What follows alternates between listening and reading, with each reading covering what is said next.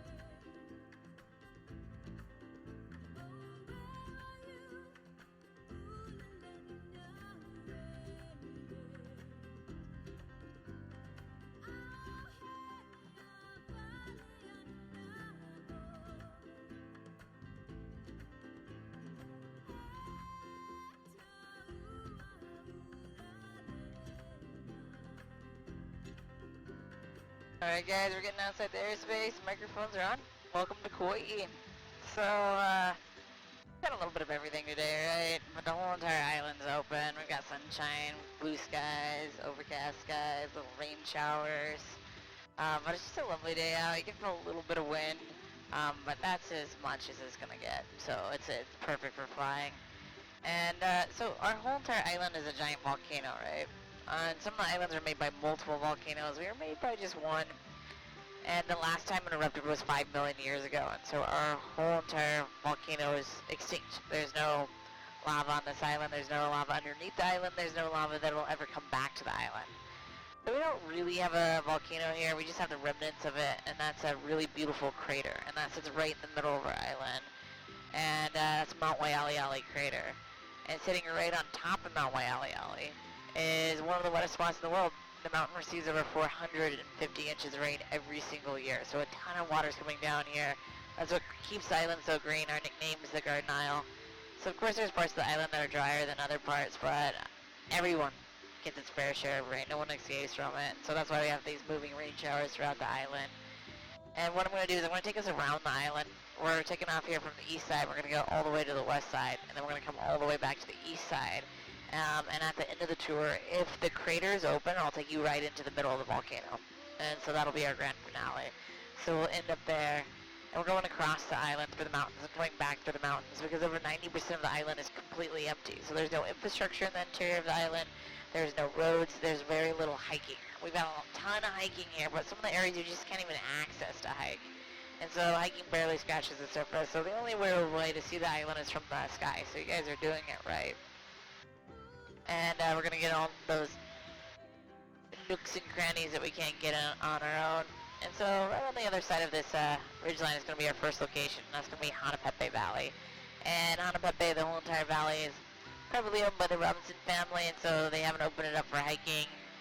And it's chock full of waterfalls. And the really big one at the back that we're going to go see, well, the biggest one in the valley, is named Manavaipuna, but its nickname is Jurassic Falls. And it's called that because it was used in the making of the first Jurassic Park movie. Steven Spielberg was here in the 90s filming, and he really wanted to get a shot of a helicopter landing by a waterfall. And I don't know how, but he convinced him to build a helipad down there, and he got the shot that he wanted.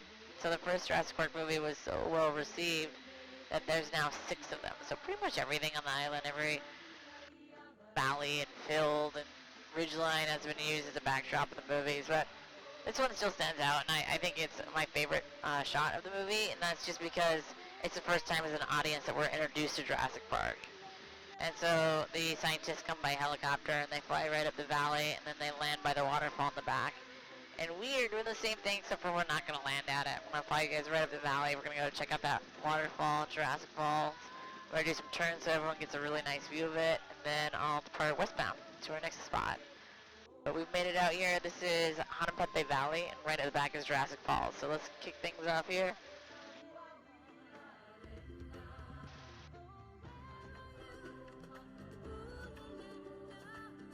A little bit of rainbows.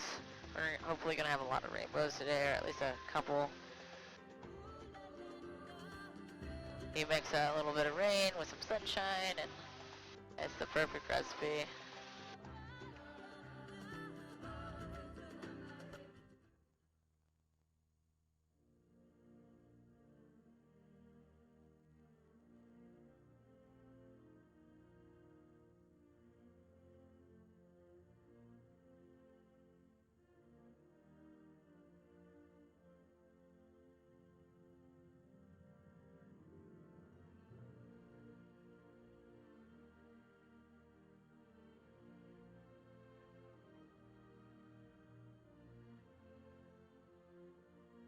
That big waterfall in the back, that's it, that's Jurassic Falls. But since it's been raining, you can see we've got lots of little waterfalls in here.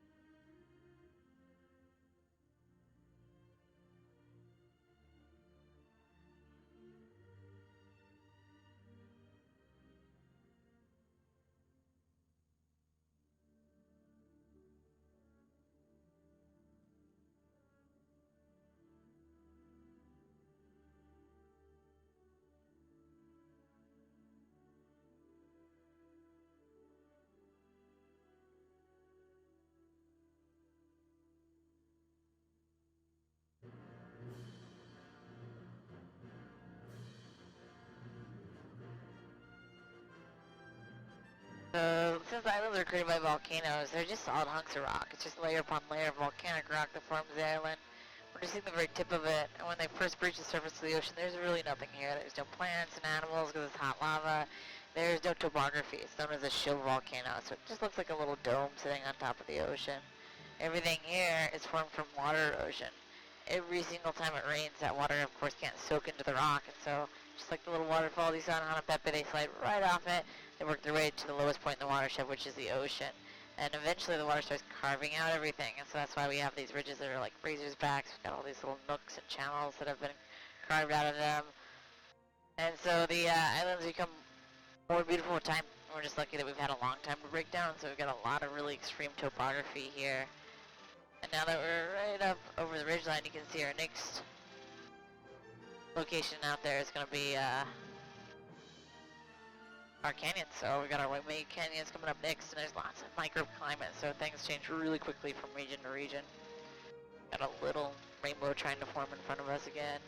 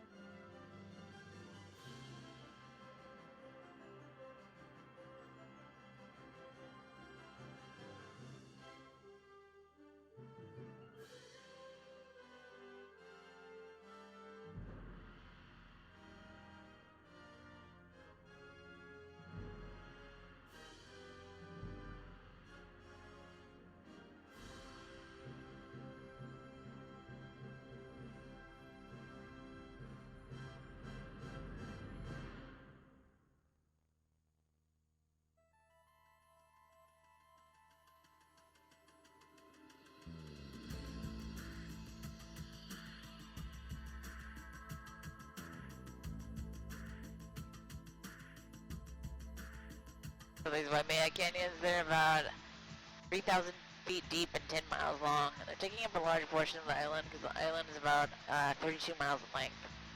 It's just incredible that we have canyons on an island in the middle of the Pacific Ocean. So they're formed from water erosion, so the bottom of every single one is a little bit extreme. It doesn't look like they could possibly have covered out this whole entire complex, but it's taken a lot of water, just a lot of time, which we've had. And this type of volcanic rock is more brittle, because volcanic rock can be anything, right? It's lava that's cooled down, so it just depends on what elements were a part of that lava, minerals that were involved with it, but also how hot it was, how fast it was moving, the temperature outside. And so this rock is brittle, and so it's just falling apart. That's also why you won't find any rock climbing around here. It's just untrustworthy as an anchor point. Also part of our rock, you can see it has a little higher iron content, and the iron in the rock is rusting, and so that's what gives it that reddish hue. That's how they receive their name, Waimea, and wine means reddish water, because this rust will get over everything. If you hike out here, it'll be on the soles of your shoes, on your shirts, so when it rains, it dyes the rain, so red water comes off here. This little point right here, this is one of my favorite little notches in the complex. This is Wailai.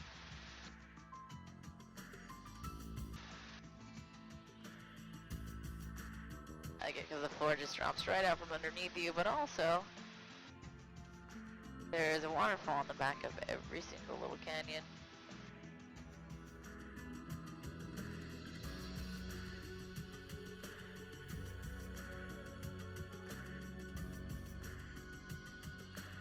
If you look straight down too, you'll see one all the way at the bottom.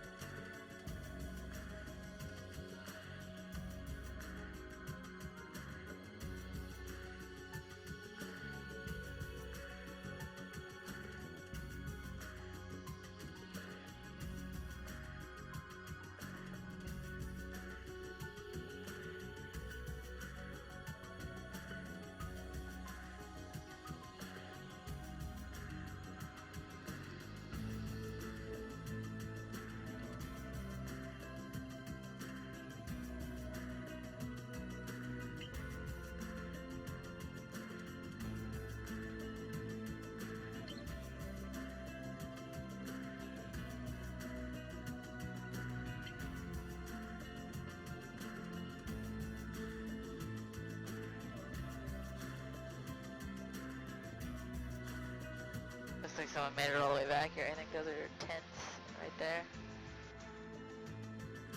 And it's hard to get back here, but you know, if you want to, I guess you really can.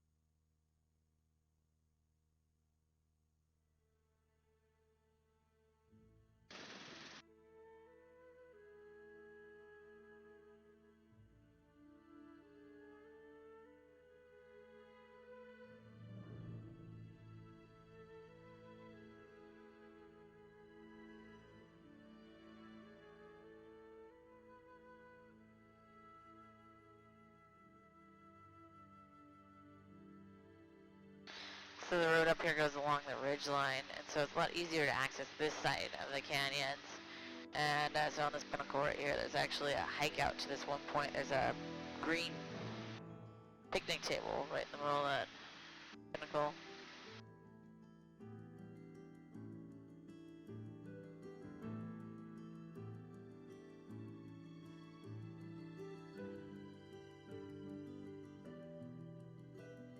The road up here will take you up here to the canyon, so there's viewpoints and hiking, but if you continue on it, it'll take you to the backside of the Nepali Coast, because the Nepali Coast is just right over the ridge line here, and so you can hike on the backside and all the ridges. So that's where we're headed next. We're going to go over and a little bit up to the north and head to the Nepali Coast.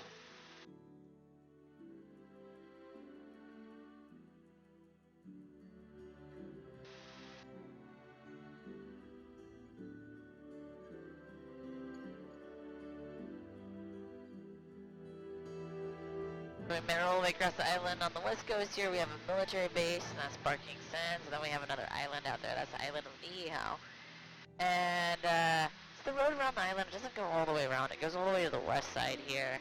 And underneath these ridges is actually a beach, and that's Pulahali. It's a state park. And so you go all the way to the west side, and then you drive out 5 miles on a gravel road to get out here, and you can camp out there. It's a fun state park. And so then Waimea Canyons, that's a state park as well. And we continue on the road right behind the Nepali Coast on the ridges. There's another state park called Kokee, and there's one on the north shore called Haena. So the Nepali Coast is surrounded by state parks, one on either side, 2 behind it. And so it makes it pretty hard to get out here. They're not going to build any more infrastructure, roads, and so you can either drive up to the backside of it, or to see the bottom you have to go by helicopter or by boat. You can also hike out. There's one hike along the bottom of the cliffs. It's called the Kalalau Trail, and Kalalau is the largest valley on the Nepali Coast. And so you hike out along the cliffs. It's an unmaintained trail, and it's considered to be pretty dangerous. It's about 22 miles round trip. You have to hike 11 in, and then when your permits are up, you hike 11 out. And they'll shut it down if the weather's a little too wet, but it's open all year long besides that. These white glows coming up on our left side, that's some more military equipment. So we have like our missile defense systems out here.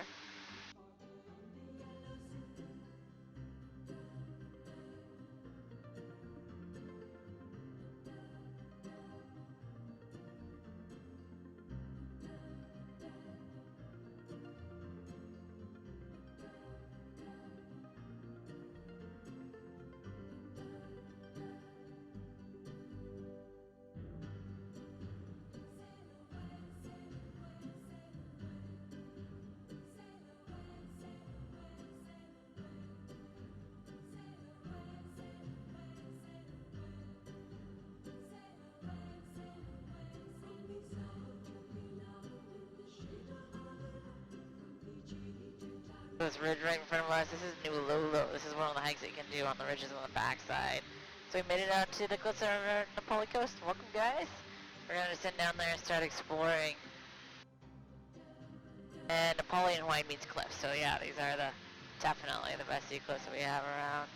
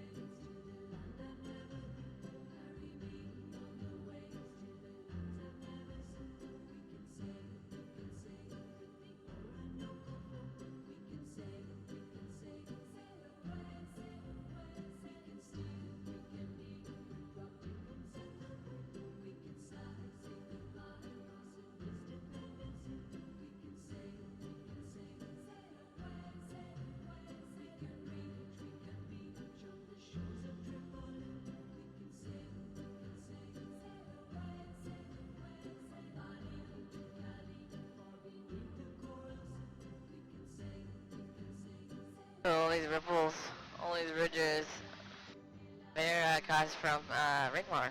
Again, when it rains, the water just flows over the cliffs.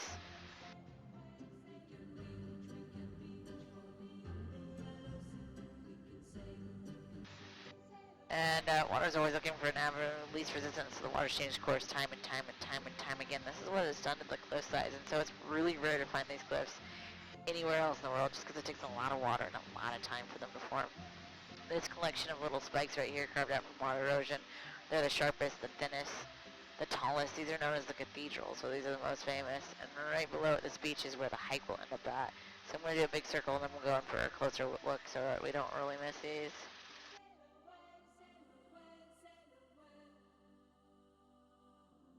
It's nice in the ocean though.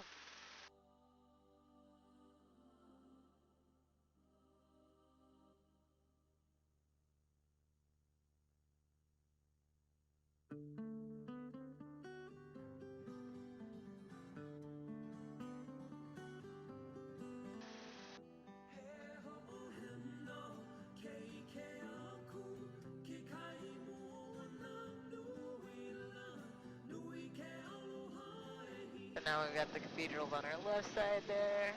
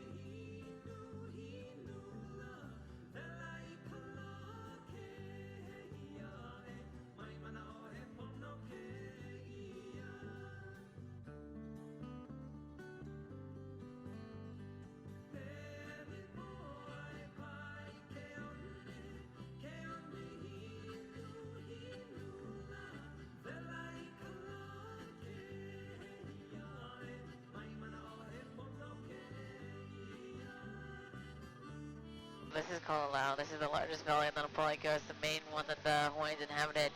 If you take the road up to the canyons and you keep on going, it'll actually bring you up there to the ridge. And just over the last hour, the clouds have started to sit a little lower. And so you always want to check the weather before you come up here, because sometimes your whole view can be obscured by the clouds. Well, hopefully whoever's up there, they'll lift in a little bit and they'll get a spectacular view out of it.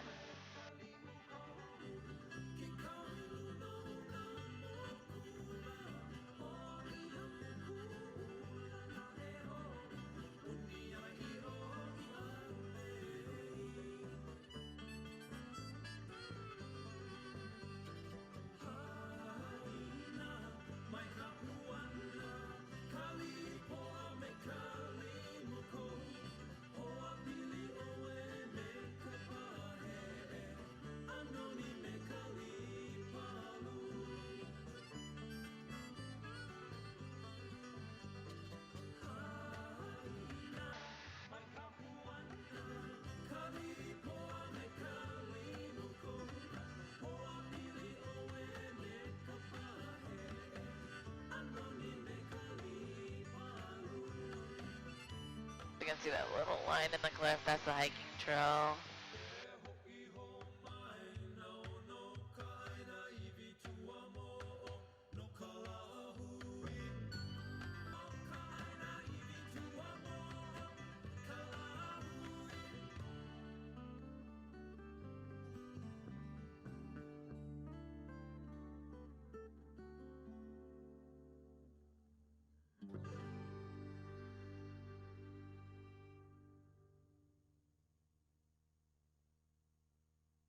On the sides here, you have all these sea caves on really nice days. Like today, the water's actually looking pretty calm. Boats will go in and out of the sea caves. And they're caused when the volcano's actually erupting, and they're lava tubes. And it's just another conduit for the lava to escape because there's just so much pressure. And eventually the lava all drains out and all that's left over are these caves. And so these ones on our right side, these are known as the Honolulu Sea Caves. And yeah, we might see some zodiacs going out of them today. This beach in front of us is on a Kauai. This is the 2-mile mark of the hike in. And so the first 2 miles are the easiest. You can see the trail there. It's the widest. It's the safest. You don't feel like you're going to fall off a mountain.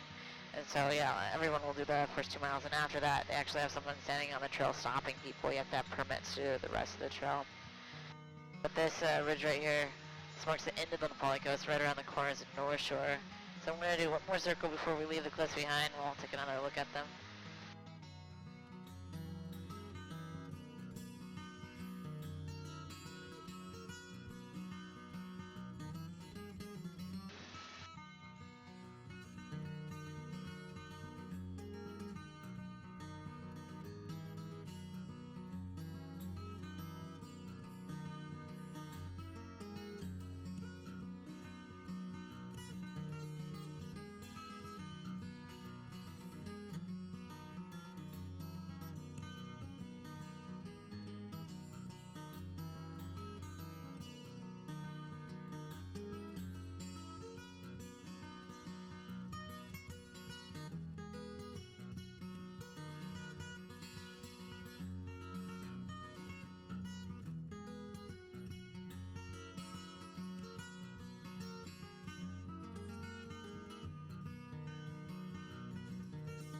Whole entire cliffs here.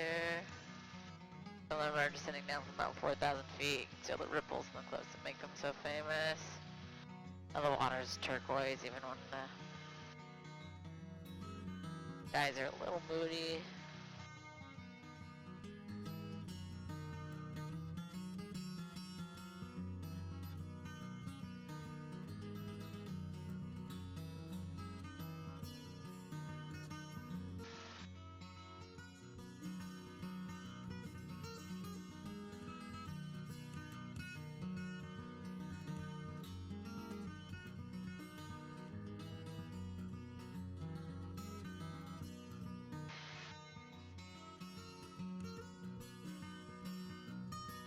So we're at the base of this ridge, that's as far north as you can drive. That's a state park right down there where the parking lot is. That's Huntana State Park.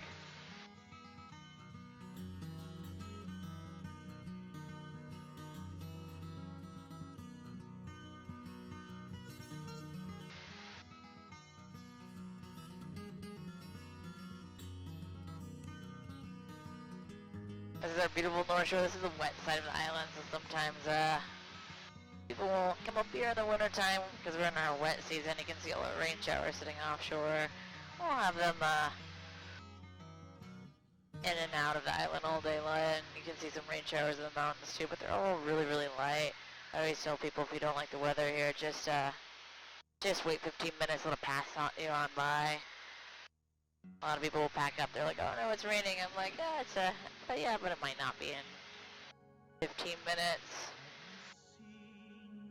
We're passing over tunnels right now. This is a really famous surfing spot. There's some really great surfing on all the islands on the North Shore. And today our waves are pretty small. This is a little unusual as we're coming into the winter time. In the winter time, of course, we have more rainfall, but also the oceans become a little more extreme. The waves are larger, and so the currents are stronger.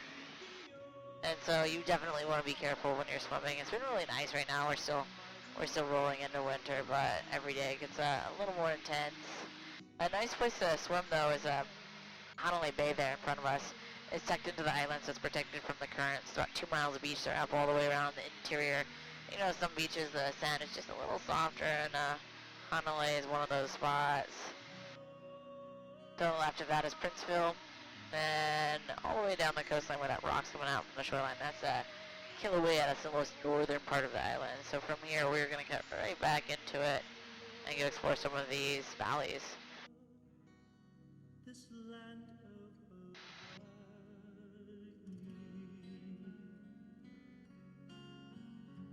have you felt the power?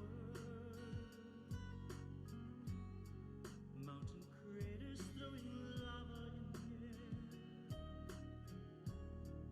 for its green swept beauty.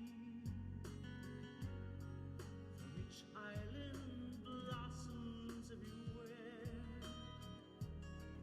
Have you felt its spirit? Ancient gods, their motto still lives here. You will love these islands.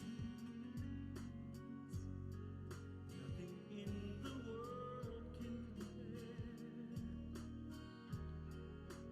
This is aloha. So there's 3 valleys that make up our North Shore. All the way on our right side, we have Wainiha. The one that we're going parallel to right here is Lumahai. And then all the way on the left side is Hanalei, so that's the one that we're going to go up. And the valleys are the most isolated portions of the island. As you can see, the topography is really extreme throughout here. There's no flat area. And the only place that maybe you'd want to hike up would be upriver if you're going into the interior. But the problem is when it rains, the water is just going directly into the river, so flash flood warnings are no joke around here. So if you're going to go into the interior of the island, you have to wait for a really dry day, and even then you have to be careful. And so a lot of people have been here their whole entire lives and not seen the interior. That's why I think they're underrated. I just think the valleys are just as beautiful as the canyons and the close to the Nepali coast. And we always have a lot of waterfalls that are dripping down from up top. That one that we have on our right side, that only flows when it's been raining. So of course, it's just like the mountains are bleeding waterfalls when it starts raining. But of course there are a few waterfalls that flow consistently, like this big one in the back. This is Namulokama. You can always see this when you're coming into the North Shore. It's one of the highest flowing waterfalls on the island if you count from the top all the way to the bottom. But it doesn't get the title because that's apparently not how you measure waterfalls. News to me. Apparently it has to be a straight line fall, and so this one just zigzags to the rock, so it doesn't get it, but we all love it. Nothing in the world can compare. If you touch the spirit, then the gift of love will lead you here. This is aloha. This is aloha. This is aloha. This land of Hawaii.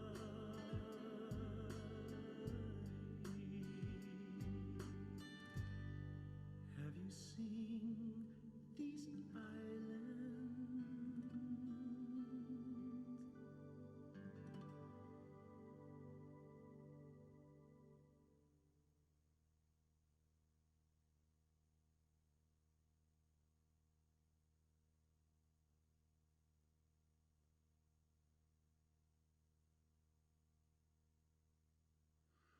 Okay, this one's for Gabby.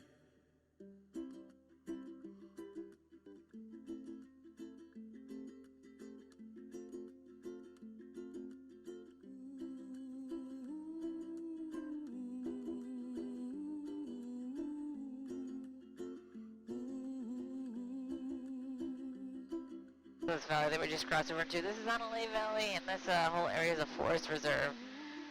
So it's about 15,000 acres of protected land, and it's twice the size of the Nepali coast. And it's set up to protect a lot of our unique and rare plant species that we have in here. I really like it because you can actually tell how all the topography is made. If you look in between all the cracks in here, there's water streaming between every single one of them. And so it's continuing to carve out all these ridges just like it did in the Nepali coast.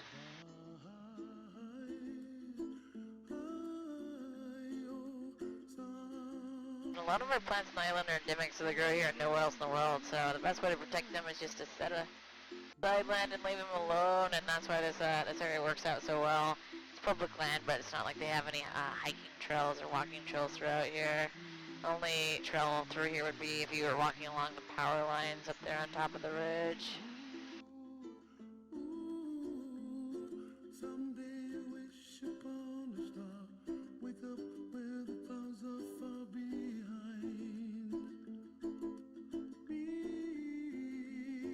where trouble melts like lemon drops, high above the chimney top. That's where you find me, oh, somewhere over the rainbow. Bluebirds fly,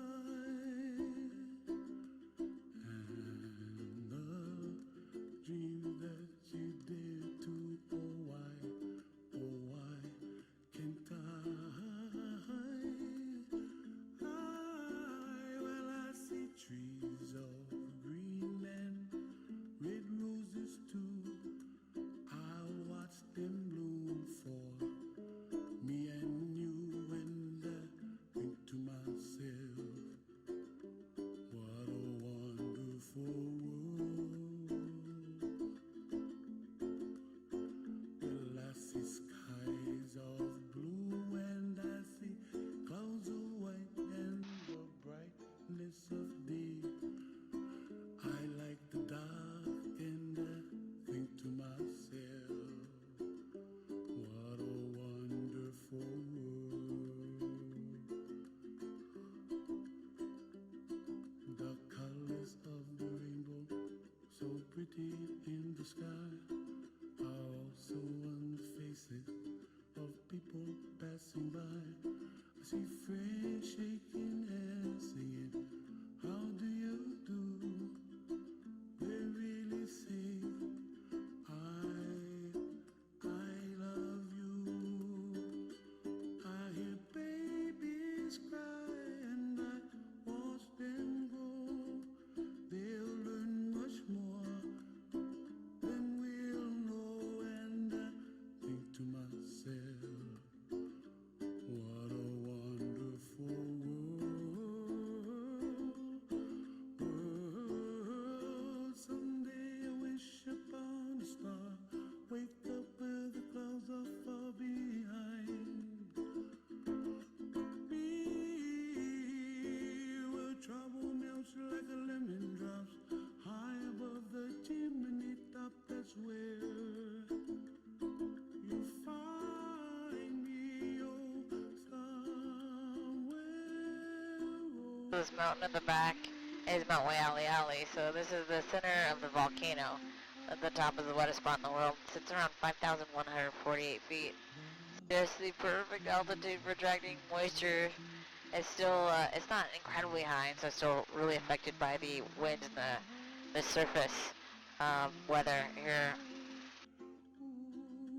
As you know, the higher up you get in the atmosphere, the winds start changing direction. The weather's a little bit different, up, you know, like 20,000 feet, 10,000 feet, but here, 5,000 feet, still gets a lot of moisture drug across it.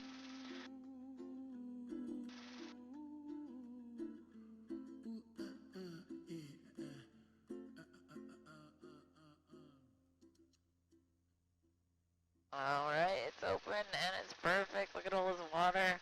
So Mount Waialeale, and wine means overflowing water. And there's not a lake up there, there's nothing up there. It's not like the other waterfalls on the island where there's some sort of source, because it just flows right off this mountain. So when it starts raining, it's like a bath that's been overfilled, and it just starts cascading over the edges. And believe it or not, when it stops raining, every one of these waterfalls is dry. That's why you don't see huge pools beneath them like typical waterfalls. And so we're gonna go right into the eye of the volcano. or just a speck in here. You can see on the walls it looks like moss when you're looking at it, but those are actually giant trees. Volcanic rock's really nutrient rich, and so if the tree can get a foothold, it's going right out from it. And this is the best it's looked all day. It must have just really poured up there in the last hour. And so let's go into the eye of the volcano.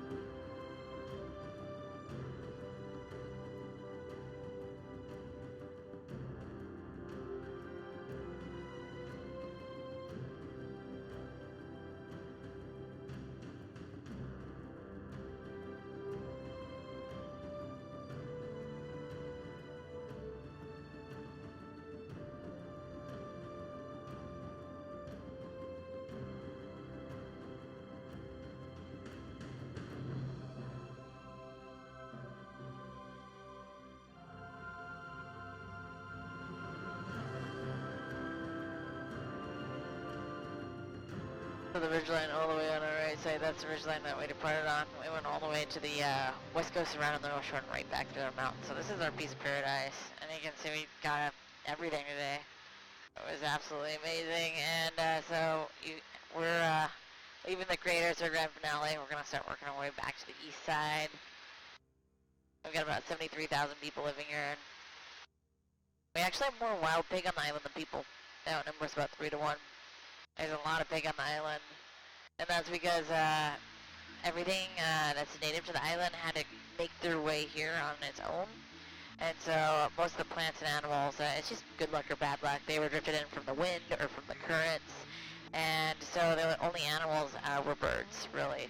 We only have 2 mammals that are indigenous to the island, and that's the Hawaiian bat and the Hawaiian monk seal. Imagine that bat did not try to migrate here. Hit by a tropical storm, completely blown off course, and then ended up here. So everything else has been brought here. So when the Hawaiians were coming out here, they paddled out from Polynesia, which is about 2,000 miles away. They were really, really smart, and they knew that they should bring everything that they need. So they brought a lot of plants with them. They brought taro and breadfruit and yams and pigs and chickens. And so a lot of pigs, a lot of chickens, but no predators. The only predators that we have on the island are a couple birds of prey. We have a Hawaiian hawk and a Hawaiian owl. And so the pigs, the goats, any rodents ended up making it here. We have a lot of reptiles, but no snakes, just like a lot of geckos and frogs. There's no real food chain, so everything thrives here. So you have to be really, really careful about what you bring to the island, even the plants. And our agriculture department is really great about it, but before the 90s it wasn't really a priority, or even the 80s. And so a lot of things did make their way here. But now once they're here, what do? It's just, you know, they're here.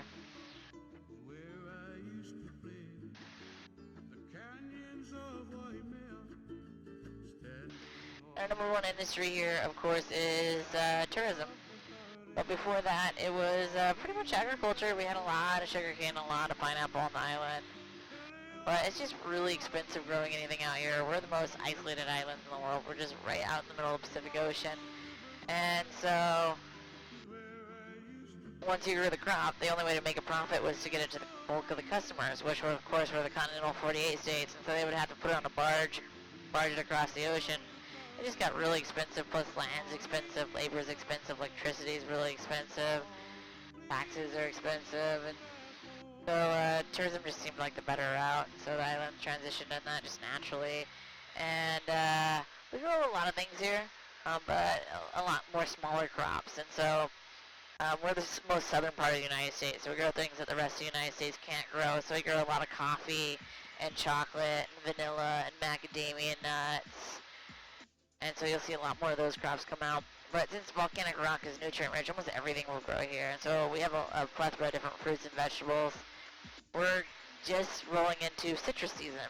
So we'll have, which sounds odd because it's the winter time everywhere else. But here it's oranges and lemons and limes and tangelos and grapefruits are coming into season, always in the winter time. So it's always fun to get the fresh orange juice coming out. But of course you're not gonna see like Kauai oranges, like being sold anywhere. It's not really a commercial product, but you'll have them around. So if you go to the farmers markets, it's absolutely wonderful. But we're back in the airspace. I'm gonna turn off the mics and we're coming in for a landing.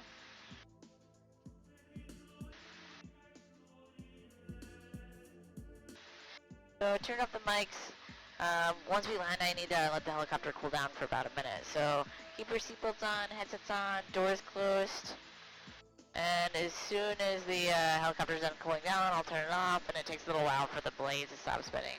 We're just going to stay in the helicopter until the blades completely stop, and then the crew will grab the doors for us.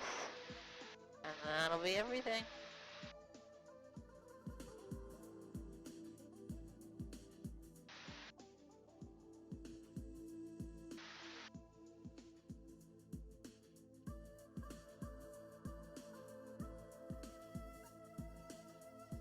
We have some farms around the airport too. Got some banana and papaya growing.